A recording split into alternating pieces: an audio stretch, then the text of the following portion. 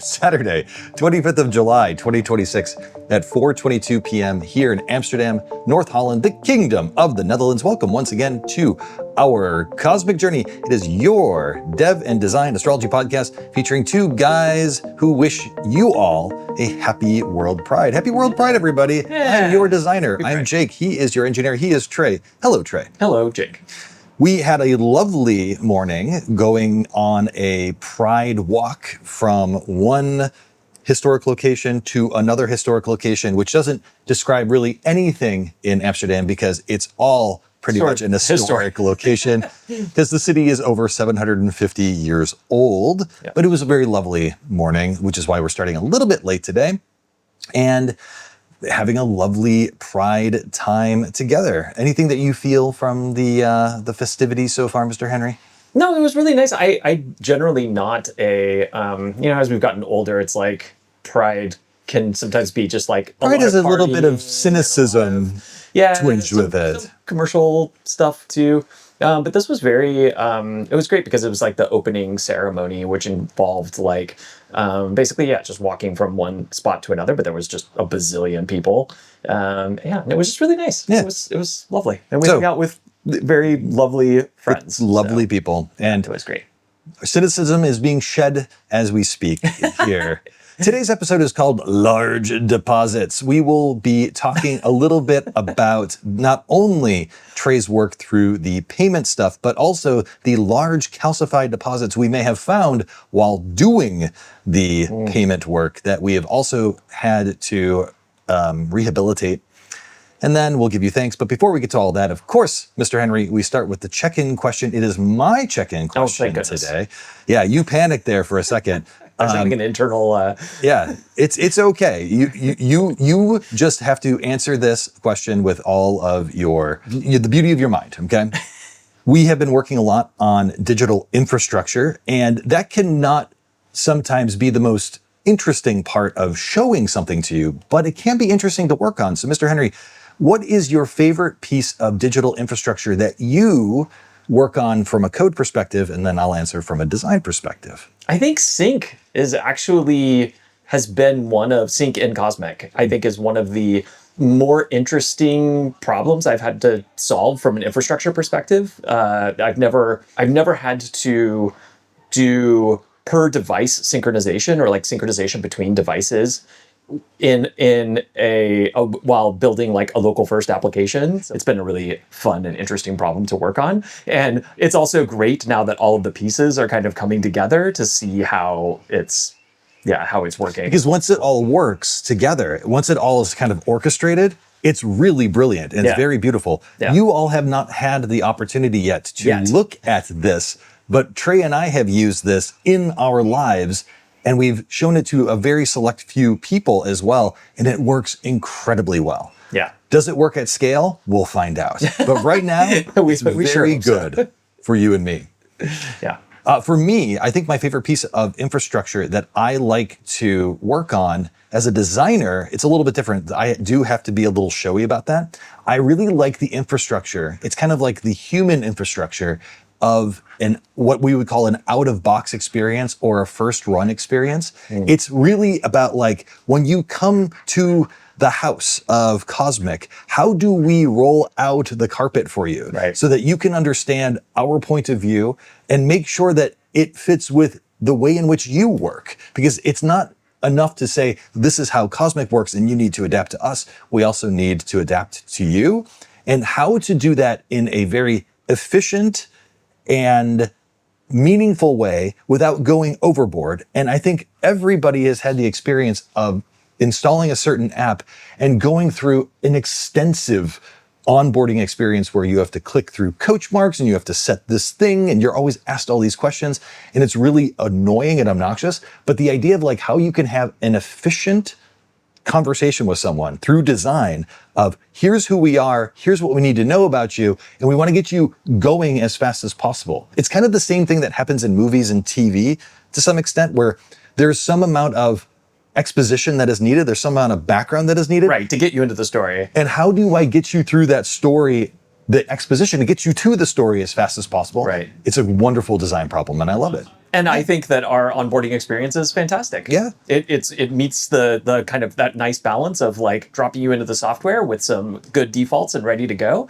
but without it being like just a ton of questions and like, what kind of astrologer are you? And like, Yeah, tell us your stuff age like group. that. What is your income? Yeah, exactly. What is your background? Give us a bunch of like marketing data that we know. Yeah, stuff like that. And we might regret later that we don't have such demographic or psychographic data. Trey shakes his head and says no, but you know what? We'll see later. Good check-in, everybody. Good check-in. Good check-in. Mr. Henry, you've been working through some payment stuff and got to the idea of like finally having it all stitched together and having some magic. You had a magical moment this week where the infrastructure started showing itself as being working. Yeah, indeed, the pieces working together, which is just is wonderful to see. And I will demo that now. And I'm going to go to the settings page, and we've shown this before, but I'm going to click the Manage Purchases and Subscriptions button, and I'm going to confirm that I am who I say I am. As we pointed out last week, this is not the primary entry point for purchasing the product, but it will work for the purposes of demonstration. I'm going to click this Little Buy Now button. You can see that we go to our payment provider, Molly. Hello, Molly. Hello, Molly. We love you, Molly. Yeah, you're doing great so far. You're doing great, sis. Now, I'm just going to go through the flow here. I'm going to click on a card payment. Now, note that you can see here that it's saying this is a test mode payment. And this is not how it's going to look. Exactly. We're going to do all that stuff here. Yeah, there's some customization that's coming. I'm just going to grab one of these like test card numbers here. I'm going to put a little Visa in there. I'm going to say it expires here. It doesn't. These don't actually matter. It'll just go through anyway.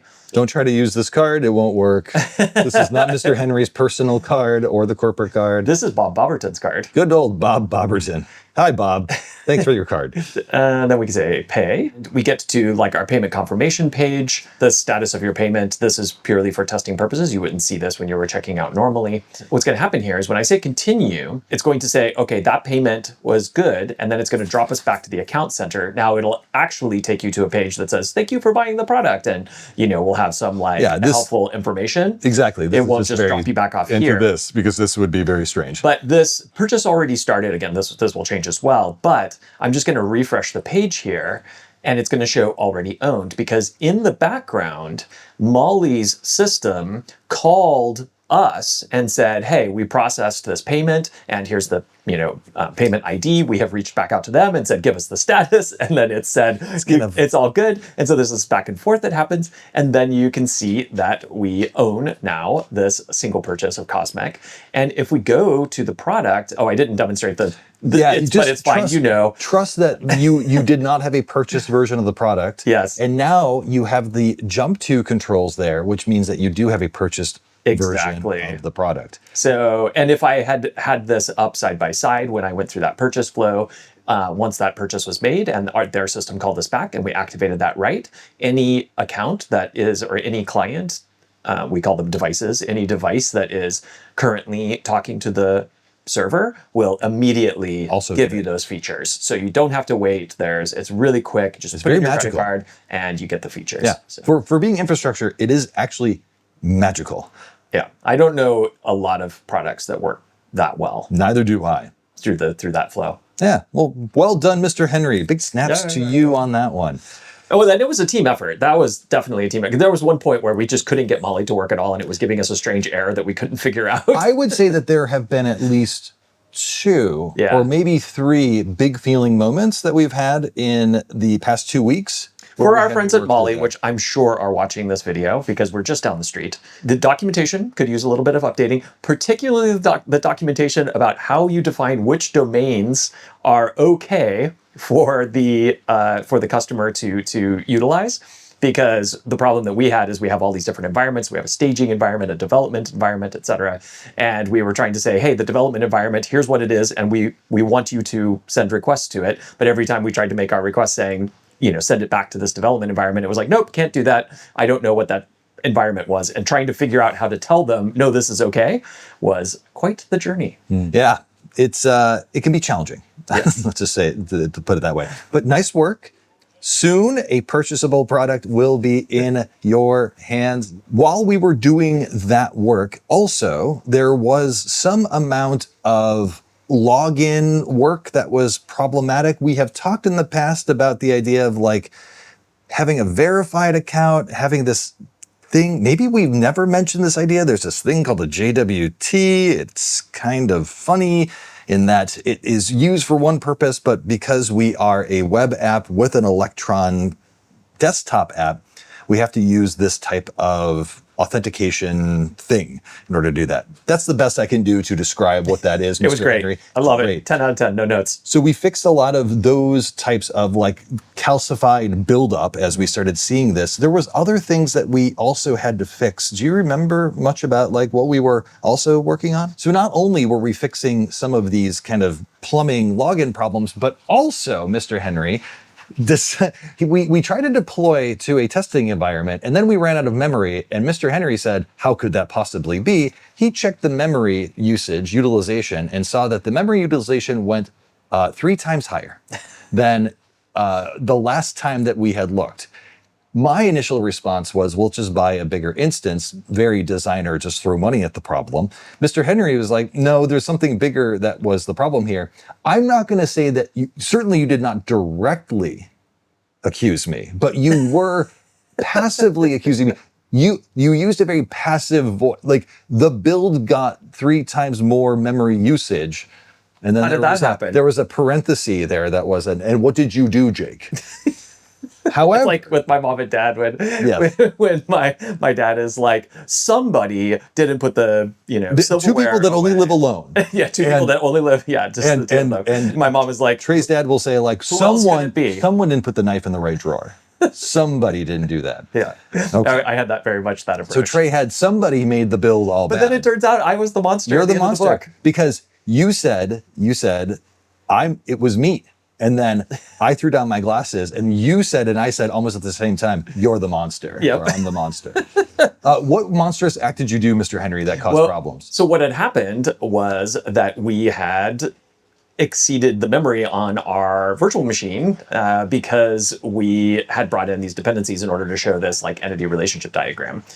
And that was a very fun problem to try to figure out because our instances became wedged because they couldn't do anything. They couldn't do anything, basically. Yeah. Even our own infrastructure service couldn't talk to them. So that was kind of fun. And then, but we didn't want to get rid of the ERD functionality. No. So what I did was I just moved it out into its own developer tool. And then we cleaned up the dashboard to get rid of the ERD functionality directly there. And so now there's just a separate development thing because we don't need that to be running in a You're not seeing environment. It's for us. It's for us. Yeah, exactly. It's not for end users. It's purely for us. We don't need all of that in there for you to use the software. Yeah, exactly. But it was just funny that it looked as though there was, some other issue going on there or something like that. That maybe Jake did. Yeah. but no. Not. It was just trying to add some functionality and then all of a sudden being like, yeah. Okay. But the good... Kind of too cute by half. Yeah, exactly. But the good news is that we now have a test because, of course, anytime we run into something like this, we try to ask ourselves, how can we make sure this doesn't happen again? And so now we have a test which actually has a ceiling for memory usage of our server process. And that test runs every time you run the full suite of tests. So that way, if we run into a situation again where we sort of unexpectedly blow up the amount of memory that our process needs, it will fail that test and then we'll know before we actually deploy it to an environment. The next time that we have this problem, the episode will be called A Cascade of Consequences. So note that, just put a pin in that one. Wait until episode sometime after 149 where we talk about a cascade of consequences because we will definitely point back to this episode. Mr. Henry, what should the good viewer do with the rest of their Saturday? Be prideful. Be prideful. Of whatever it is. It doesn't have to be being, one of the LGBTQIA letters. You could be prideful of... The thing about pride that people forget is that pride is a protest. It is a protest for the rights of the LGBTQIA plus community to live peacefully and coexist within this sphere, larger sphere. You also should take pride in something and turn that into a protest. Be well, take care, be pride, make a protest happen. Even if you can't find one, make one yourself. We love seeing you every single Saturday. We're going to see you next Saturday. Hopefully we get to see you again next week. I'm sure we will. Until then, Be well, take care, and goodbye. Bye.